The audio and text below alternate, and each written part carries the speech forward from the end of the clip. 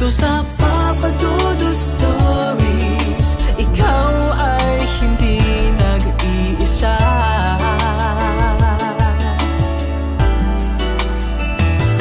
Dito sa Papa Dudut Stories, may nagmamahal sa'yo. Papa Dudut Stories, Papa Dudut Stories,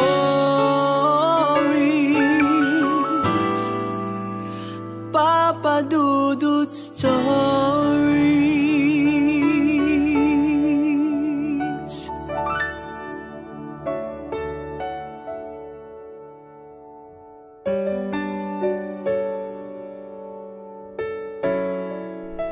Magandang araw sa inyo, Papa Dudut, at sa lahat po ng mga tagapakinig ng Papa Dudut Stories.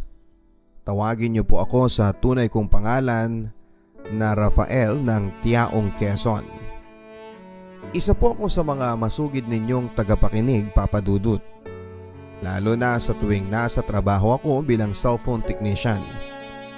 Nalilibang ako sa mga pinakikinggan ko sa inyo habang nagkakalikot ako ng mga cellphones na kailangan kong paganahin. Maraming kwento, Papa Dudut, sa likod ng mga cellphones na naayos ko na. Yung iba, aksidenteng nabagsak o nalublob sa tubig. Yung iba naman ay sadyang binato ng may-ari sa sobrang inis daw nila sa mga asawa nila na nahuli nila sa aktong may kasamang iba. Ang sakit naman nun, Papa Dudut. Kung may buhay lang yung cellphone na ginagawa ko, baka sigawan na silang lahat na bakit nyo sa akin binubuntong ang mga galit nyo. Ako naman ay tahimik lang ako, Papa Dudut, kapag nagkikwento na sila sa masaklap na sinapit ng kanilang cellphones. Anyway, iniisip ko naman, Papa Dudut, na hindi pa darating sa akin yung ganong pagkakataon na kailangan kong ibuntong ang galit ko sa sarili kong cellphone. Ano ko? Nahihibang?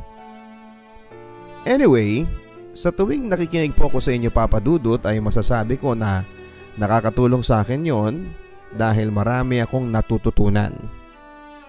Pero iba pa rin pala kapag ikaw mismo na ang nakaranas. Nagsimula po ang aking love stories nang makilala ko sa Facebook si Lenny. Meron po kaming common friend na dalawa. Barkada ko na naging katrabaho niya dati sa tindahan ng burger. Ito po yung mga tindahan na may buy one take one na burger.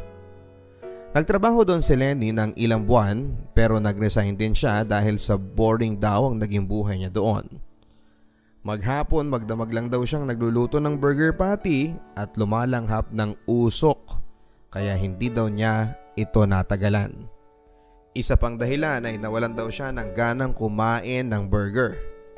Natatawa na lang ako habang kinukwento niya sa akin ang detalye ng dahilan kung bakit siya agad umalis doon. Unang kita ko pa lang sa kanya sa Facebook ay masasabi ko na na-love at first sight ako sa kanya, Papa Dudut. Pero yun nga, dahil maganda siya at mukha siyang artistahin, parang kamukhain niya si Sheena Halili, yung itsura niya ay mukha din siyang mahirap ligawan. Lalo na sa isang katulad ko na isang hamak na cellphone technician. Parang mataas kasi ang standard niya sa mga lalaki. Inestok ko na rin siya syempre at ang mga itsura ng naging ex niya. May mga hindi nga naman kagwapuhan pero maganda naman ang trabaho.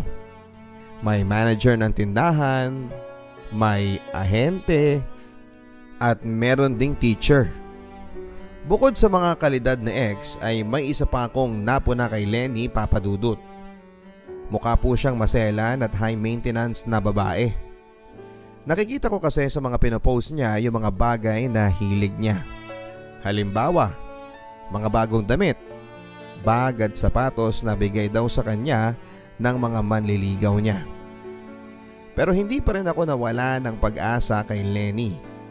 Ang ginawa ko, Papa Dudut, ay tinawagan ko yung common friend namin sa Facebook para personal na tanungin kung kumusta nga ba si Lenny sa totoong buhay.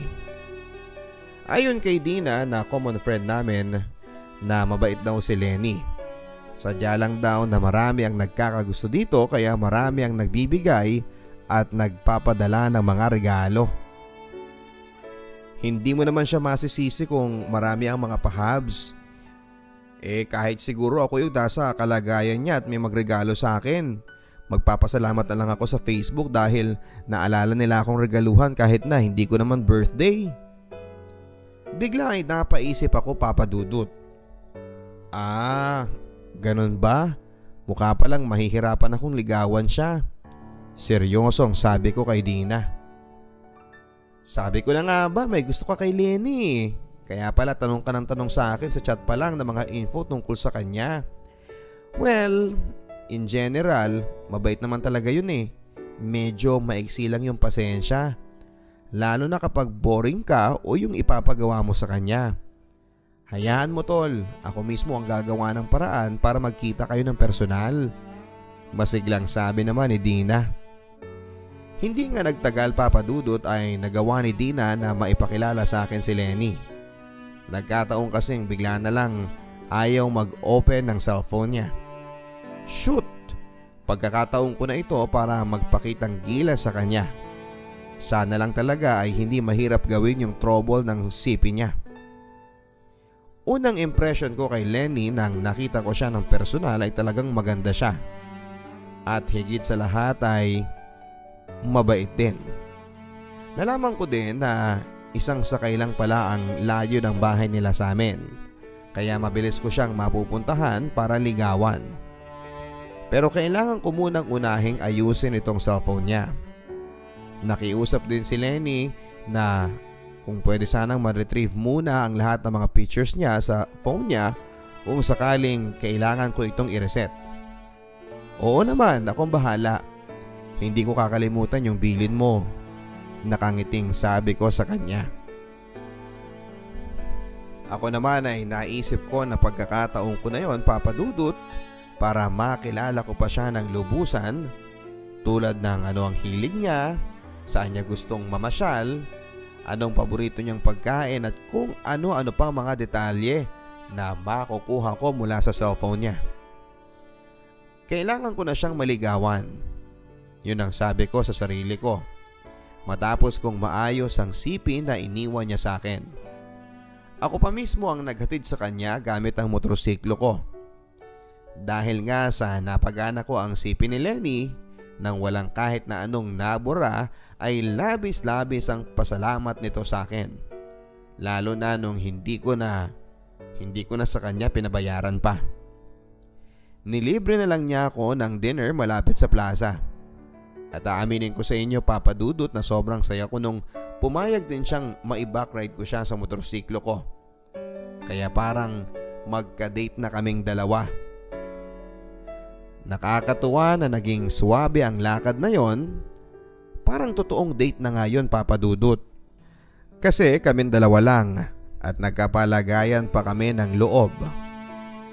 Isa pa ay proud din akong isama si Lenny sa galaan dahil talagang maganda siya, Papa Dudut. Pang display kumbaga. Kaya hindi nakapagtataka kung bakit nga madaming lalaki ang nagreregalo at nanliligaw sa kanya. Hindi naging lihim sa ibang mga kaibigan ko ang ginawa kong paglabas kasama si Lenny. Ang iba ay natuwa, pero meron ding nagalit. Naging open ang iba sa akin sa pagsasabi na iba na lang daw ang ligawan ko. Kumalat na kasi ang chismis na playgirl daw si Lenny. At kung sino raw yung galante sa mga manliligaw nito ay doon daw ito sumasama. Hindi ko na lang pinansin yon kasi alam ko naman ang totoo tungkol sa totoong katauhan ni Lenny. Mabait siya at higit sa lahat ay madaling pakisamahan. Ang ginawa ko na lang, Papa Dudut, kesa maniwala at makinig sa mga sinasabi nila ay mas dumalas na lang ang pagsama ko kay Lenny para mabakuran ko na siya. Isang gabi ay bigla na lang akong tinext ni Lenny na kung pwede raw ba kaming lumabas na dalawa at nalulungkot daw siya at gusto niyang may makausap sa tahimik na lugar. At ayun na nga, Papa Dudut. Saan pa nga ba yung tahimik na lugar na yon? Siyempre bukod sa sementeryo ay sa motel yon. Hindi na ako nagpatumpik-tumpik pa. Agad ako naghubad sa harap niya at siyempre ganun din siya. Halos mamilog ang mga eyeballs ko dahil sa mga nasaksihan ko. Makinis at maputi si Lenny. Maganda rin ang hubog ng kanyang katawan. Aaminin ko na first ko na may babaeng na isama sa isang motel. Sa umpisa ay kinakabahan ako. Pero habang hinahalikan ako ni Lenny sa leeg ko ay nawala na rin ang kaba ko. Yun nga lang ay para akong naistatwa sa sobrang panggigigil na mahawakan ko na ang walang saplot na si Lenny. Hanggang sa maisakatuparan ko na nga ang misyon ko ng gabing yon. Ang sakupin ko ang planeta niya. Nalaman ko na hindi pala ako ang nakauna kay Lenny, Papa Dudut. Pero hindi naman yun naging dahilan para mabawasan ang nararamdaman kong pagmamahal sa kanya. Yun nga lang, akala ko matapos ng gabing yon na may mangyari sa amin ay mas magiging malapit siya sa akin, pero nagkamali ako. Naramdaman ko na lamang na unti-unti siyang umiiwas, Papa Dudut. Para bang nailang na siya sa akin after that. Hanggang sa hindi na lang niya ako nire-replyan sa mga PM at text ko sa kanya. Inaamin ko na feeling ko ay na-heartbroken ako. Nag-alala din ako na baka iniisip niya na mapagsamantala ako. Well, medyo nag-take advantage naman talaga ako sa kanya ng gabing yon. Pero ramdam ko naman na pareho naming gusto yung mga nangyari sa amin. Mula nga noon ay wala nang naging pansinan sa aming dalawa. At kailangan ko ng tulungan ng sarili ko na makapag-move on, kundi ako din ang magiging kawawa sa kantsaw ng mga kaibigan kong pinagbantaan ako noon na hanggat maaari ay layuan ko si Lenny dahil playgirl siya. Mukhang panalo nga sila, pero kung sasabihin ko yun sa kanila. Kaya kailangan ko lang ipagpatuloy ang buhay ko na kunwari ay walang namagitan sa aming dalawa. Laking gulat ko na lamang, Papa Dudut, na makalipas ang isang buwan ay dinalaw ako ni Lenny sa bahay ko mismo. Seryoso ang mukha ni Lenny. Bumulong lang siya sa akin na kailangan daw naming mag-usap sa labas. Importante raw ang sasabihin niya. Nakakagulat naman yung after 1 month ay saka lang siya nakaalalang makipagkita sa akin. At siya mismo ang dumalaw sa bahay namin. Rafael, paandarin mo yung motorsiklo mo. Dalhin mo ko sa may parke, malapit sa simbahan. Seryosong sabi ni Lenny, bagay na sinunod ko naman. Nagtataka lang ako kung bakit parang walang kaimik-imik si Lenny. Kahit pa noong nakaangkas na siya sa akin. Dati-rati naman ay may pasigaw-sigaw pa ito sa tuwing sumasakay ng motorsiklo ko. Bandang 5:30 na ng hapon nang makarating kami sa may parke sa labas ng simbahan. Pagparada ko ng motorsiklo ay bigla na lang niya akong niyakap ng mahigpit. Itinaas din niya ang kanyang mga palad para takpan ang kanyang mukha. Saka ito sunod na umiyak. May problema ba tayo, Lenny? Bakit ka umiiyak? Sino may atraso sa'yo? Nagtatakang tanong ko sa kanya. Ikaw? Ikaw, Rafael? Ikaw ang problema? Ha? Hindi kita maintindihan. Anong ibig mong sabihin? Halos 1 buwan na nga tayong hindi nagkikita kasi hindi mo naman ako nire-replyan sa mga messages ko. Mahabang paliwanag ko sa kanya. Nang biglang, Rafael, buntis ako at ikaw ang ama? Bigla akong natahimik sa mga narinig kong yon, Papa Dudut.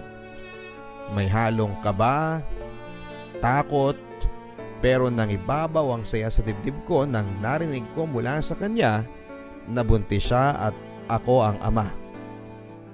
Sa isang igla, Papa Dudut, ay nagpakatatay ako. Kailangan ko siyang suportahan, si Lenny. sa lahat ng mga gastos mula sa kanyang pagbubuntis hanggang sa kanyang panganganak. Pilit kong ibinigay sa kanya ang lahat ng pangangailangan niya mula sa gatas niya habang nagbubuntis hanggang sa mga gastusin niya sa ospital hanggang sa manganak na siya. Sa ngayon ay hindi ako makapaniwala na tatay na ako. Sa umpisa ay halos saksakin ako ng tatay ni Lenny, pero sa pagtagal ay natutunan na rin nila akong tanggapin at hindi rin naman kasi ako nagkulang sa pag-alalay sa anak nila habang nagbubuntis si Lenny. Marami sa mga kamag-anak ko at mga kaibigan namin naman ni Lenny ang nagulat sa bigla naming pagsasama sa iisang bubong at pagkakaroon ng anak, at isa na nga dito si Dina. Hindi ko naman nakalain na mabilis ka pala sa alas 4 sa ginawa mong pag-i-score kay Lenny. Pero sigurado ka ba na sa'yo yung bata? Seryosong tanong sa akin ni Dina. Oo naman, pero bakit mo naman biglang naisip na itanong yan? Wala lang, maikling sagot niya. Dahil ba sa usap-usapan ng ibang mga tropa ni Lenny na si Joel daw ang ama ng bata? Sunod na tanong ko kay Dina. Dahil dito ay natigilan na lamang siya. O ano, hindi ka na makapagsalita dyan? Pahabol na tanong ko pa kay Dina. Nginitian lang niya ako papadudot bilang tugon. Hindi lihim sa kaalaman ko papadudot ang naging usap-usapan na ang totoong boyfriend ni Lenny noong mga panahong nililigawan ko pa siya ay si Joel. Medyo late na nang nalaman ko na sumasama siya sa akin kahit na may boyfriend din siya.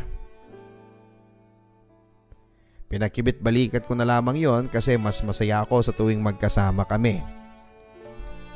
Pero yun nga, si Joel din pala ang dahilan kung bakit bigla na lang lumayo sa akin si Lenny noon matapos na may mangyari sa amin. Nabalitaan ko na lang na pinagselosan daw ako ng Joel na yon. Kaya nga laking gulat ko nang biglang pinuntahan ako ni Lenny para sabihing nabuntis niya ako. Inisip ko na lang na marahil ay yun din ang dahilan kung bakit bigla na lang silang nagkahiwalay ng ex niya dahil nga sa nabuntis ko na si Lenny. Sa mismong araw ng binyag ng baby ko ay laking gulat ko nang nakita ko sa loob ng simbahan si Joel. Tinanong ko si Lenny ng pabulong tungkol sa presensya ni Joel pero wala naman siyang ibang naisagot kundi ang umismid lang. Alam kong hindi siya komportable sa ginawang pag-attend ng ex niya. Nakipicture pa si Joel at karga ng bata. Dahil dito ay sangkaterbang kantsaw ang narinig ko sa mga close friends ko. Pinag-uusapan daw ng ibang bisita na si Joel daw ang totoong ama ng bata kaya ito nagpakita sa mismong binyagan. Kinagabihan ay tahimik lang ako habang nasa kwarto namin ni Lenny. Tahimik din siya. Ilang sandali lang nang seryoso kong tinanong sa kanya kung sino ba talaga ang ama ng bata. Hindi na ako magpapatumpik-tumpik pa, Lenny. Gusto ko ng diretsahang sagot sa akin. Napabuntong hininga muna si Lenny bago nagsalita. Oo, Rafael. Tama sila. Hindi ikaw ang ama ng baby ko. Walang yaka, Lenny. Bakit hinintay mo pang makapirma na ako sa birth certificate at baptismal certificate ng bata kung si Joel pala ang totoong ama? Pasigaw na sabi ko kay Lenny. Wala akong choice, Rafael. Nung umpisa kasi ayaw niyang akuin ng responsibilidad kaya gumawa ako ng paraan para magmukhang ikaw ang ama ng anak ko. Mahal mo naman ako, hindi ba?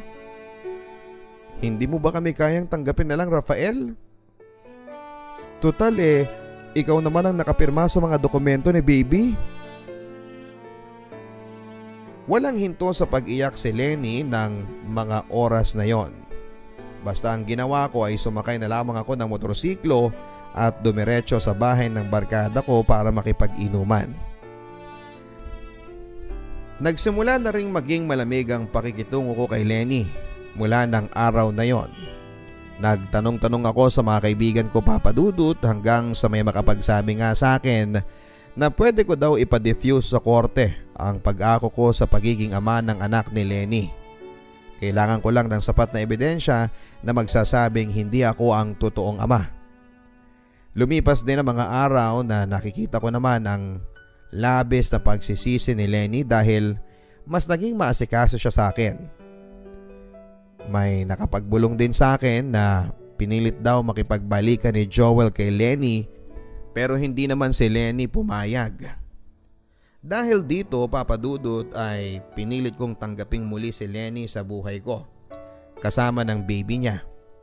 Total ay ako naman ang ama ni baby sa mata ng batas. Mabilis na lumipas sa mga araw, Papa Dudut, at unti-unting bumalik sa normal ang naging pagsasama naming dalawa ni Lenny. Ako ang tatay at siya ang nanay. Pinili din naming ilihim ang lahat ng katotohanan na hindi ako ang totoong ama ng baby niya para iwas na rin sa chismis ng mga kapitbahay at ng sarili kong pamilya. Nagsimula na kaming muling magsiping ni Lenny at pinaparamdam naman niya sa akin na akin lang siya. Dahil dito ay hindi ko na muli pang inungkat ang nakaraan. At mas pinili ko na lang, Papa Dudut, na ibalik ang lahat sa dati. Dahil dito ay naging masaya kaming dalawa. Hanggang nitong nakaraang taon, Papa Dudut, bago magpasko ay umuwi ako ng bahay nang wala si Lenny at ang baby namin. Noong umpisa ay kinabahan ako at iniisip ko na baka may masamang nangyari sa kanila. Pero habang naghahalongkat ako ng mga gamit ay napansin ko na kasama din niyang nawala ang dapat sana ay savings namin na 15,000 pesos. Para akong pinagtakluban ng langit at lupa, Papa Dudut, dahil isang text lang ang sinagot sa akin ni Lenny noong hinanap ko silang mag-ina. Sinubukan kitang mahalin pero mas mahal ko pa rin siya. Sorry, Rafael. Ibabalik ko ang pera mo kapag nakapagtrabaho na ako. Kailangan lang namin ang panimula ni Joel. Hanggang ngayon, Papa Dudut, ay naiiyak pa rin ako sa tuwing naaalala ko lahat ng sakripisyo at paghihirap na inalay ko para lamang sa kanya at sa anak niya. Sa sobrang sama ng loob ko ay binato ko ang cellphone ko matapos kong mabasa ang text message niya na hindi ko na nagawang mag-reply pa. Sa kasalukuyang panahon, habang sinusulat ko po ang liham ko, ay masasabi kong hindi pa rin ako tuluyang nakakapag-move on. Sa katunayan, hindi ko magawang ayusin ang sarili kong cellphone na binasag ko sa sobrang galit ko sa mga ginawa sa aking panloloko ni Lenny. Papa Dudut at mga kaibigan, ano po ba ang dapat kong gawin? Dapat ko ba siyang hanapin at ipaglaban ko ang karapatan ko kay baby dahil ako naman po ang nakapirma bilang ama? Baka sa gagawin kong yon ay mapilit ko pa si Lenny na makipagbalikan sa akin at subukan muli naming magsama. Dahil aaminin ko po sa inyong lahat, nasanay na ako na kasama ko si Lenny sa pang-araw-araw at mahal na mahal ko siya. Sa sobrang mahal ko siya ay handa akong patawarin siya. Sobra po akong nasaktan at hanggang sa ngayon, Papa Dudut, December pa ito nangyari pero hanggang sa ngayon ay wala pa rin ako sa matinong pag-iisip. Lagi akong tulala sa trabaho ko. Sana po ay mapayuhan ninyo ako sa aking problema. Lihim ko pong babasahin ang mga ipopost ninyong mga comments sa comment box ng YouTube ni Papa Dudut. Ang inyo pong kastorya, Rafael ng Chaong, Quezon. Ang buhay ay mahiwaga, laging may lungkot at saya. Sa Papa Dudut Stories, laging may karamay ka.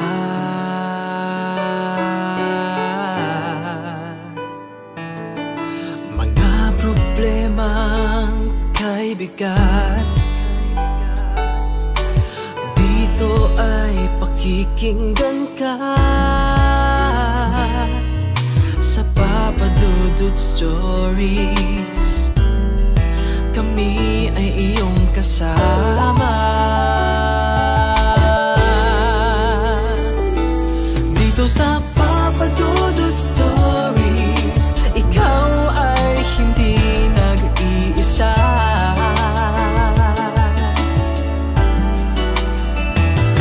Dito sa Papa Dudut Stories, may nagmamahal sa'yo.